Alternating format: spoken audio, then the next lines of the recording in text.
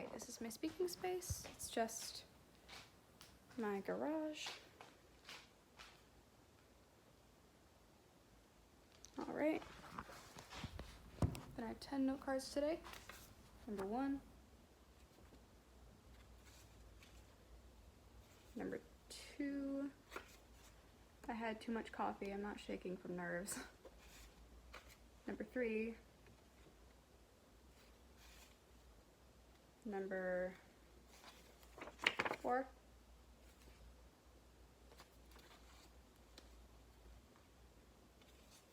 Number 5. Number 6. Number 7. Number 8. Number 9. And number 10.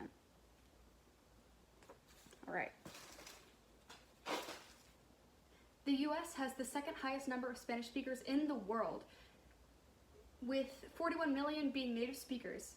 For perspective, according to the Worldometer, which just measures population amongst all countries in the world, we have more Spanish speakers than people in South Korea at all in 2020. Unfortunately, only 12 million of these people in the US are bilingual, and a whopping 23.9 million only speak English. Despite the ever-growing number of Spanish speakers in the US, many people don't understand the importance of learning the language. After extensive research and living with my own bilingual parent, I can assure that there are economic and mental advantages to being a fluent Spanish speaker in the US, and fluency would be best achieved when language is taught before the age of 10 in elementary schools. Learning Spanish as a second language has benefits that aid someone during adulthood. It improves one's economic and cognitive standing and is incredibly advantageous in the US. More jobs in the US want bilingual workers. The bipartisan research and advocacy organization New American Economy reported on the demand for Spanish speakers in Spanish-speaking workers, in 2017. From 2010 to 2015, the number of U.S. job ads listing for Spanish or Arabic speakers as a desired skill increased by roughly 150% in 5 years. And this advantage is not just limited to high-skilled positions. The New American Economy also said that 60% of jobs with the highest demand for bilingual workers were open to individuals with less than a bachelor's degree. Meanwhile, the fastest growth in bilingual listings from 2010 to 2015 was for so-called high-prestige jobs, a category including financial managers, editors, and industrial engineers. But this reaches beyond economics and can improve one's brain health.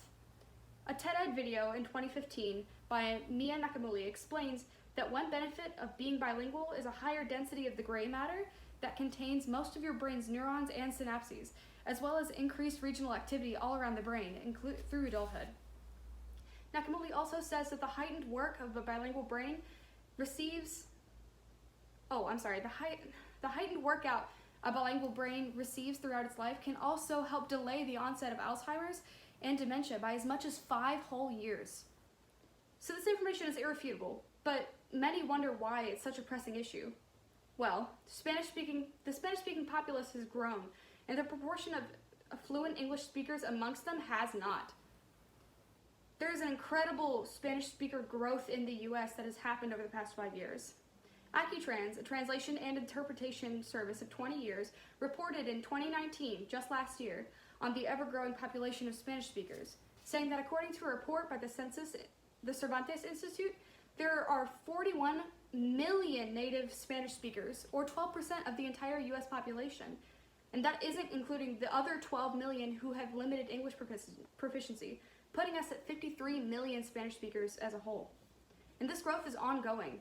Accutrans also says that the Census Bureau estimates that by 2050, the US could have as many as 138 million Spanish speakers. To put that in perspective, Mexico has 129 million, meaning the US would have the most Spanish speakers in the entire world. Unfortunately, proficiency in English has fallen amongst these Spanish speakers. Jean Badalova and Jie Zong published in a Migration Policy Institute's website. They provided statistics in 2016 on the proportion of bilingual people in the US and their proficiency. The most common language reported was Spanish, and 41% of those people reported limited proficiency or non-fluency in English. half of the immigrant population of the U.S. was limited proficiency in 2015 as well. And an increased number of Spanish speakers and the proportion of non-fluent English speakers mean a monolingual individual like myself has a higher chance of encountering someone they cannot communicate with. Though we have programs in high school and college, they're not nearly as effective or as accessible as they would be in elementary school.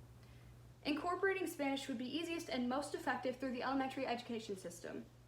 Children have the easiest time being able to learn languages. An article written in 2011 in a journal on social and behavioral sciences focuses on foreign language learning in childhood. Hassemi and Gassemi, the authors, rate the ease of learning on a 0 to 100 scale, 100 being the easiest and 0 being the least easy. And they said that children are born at a 100 on the scale, reach a 50 only whenever they turn 6, and then drop further to a 35 by 10, and slowly continue to decline as they get older. By including Spanish in elementary school, it's sure to be able to be taught before age 10 to every U.S. child attending school, making the way they learn their language a lot easier. Young brains are more flexible and better grasp grammatical structures more naturally than the adult brain.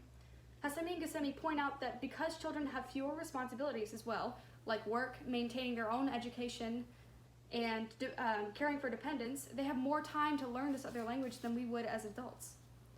Plus, cheating on homework assignments is often from having no time or mental energy to learn, and because of the increased energy and time that kids have, they're more likely to learn it rather than just getting it done for a grade. Teaching it in adolescence also improves aspects of language learning outside of grammar and words.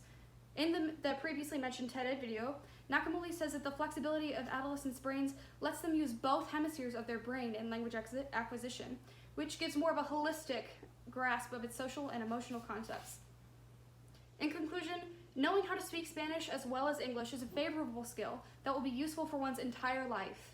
Living in the U.S. means encountering other cultures and languages, and by implementing a system that allows others to have access to such diversity, the U.S. will have an economically advantaged, more emotionally mature, and mentally healthier population that can effectively communicate with others. Thank you.